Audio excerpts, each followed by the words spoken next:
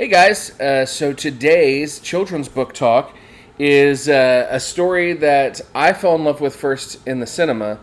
I sound like I'm 100 now, but I fell in love with first in the cinema. There's been a more recent filmic adaptation, but we would be nowhere without the source material. And I'm talking, of course, about Roald Dahl's Charlie and the Chocolate Factory, the source material for the beloved 80s film Willy Wonka and the Chocolate Factory, and the more eccentric Johnny Depp version, Charlie and the Chocolate Factory. Now, if you don't know the story of Charlie and the Chocolate Factory, this is a story about a little boy who, named Charlie, whose family lives in poverty. And he lives with his mother and his two sets of basically invalid grandparents.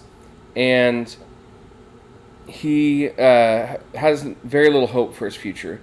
His family is just trying to get by. They're eating what little food they can get a hold of. They're sharing a very tiny space.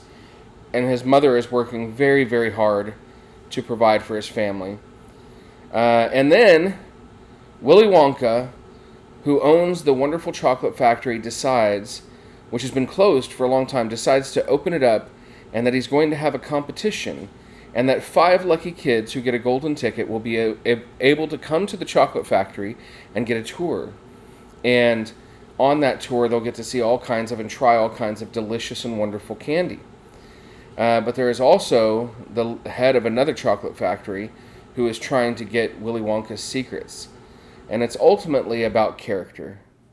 Do you have good character or not? And the 5 children that get a golden ticket, several of them have very poor character in one way or another. It was certainly written speaking out about the excesses that children were enjoying, eating too much garbage, watching too much TV, things that have in many ways only gotten worse as we've gotten older.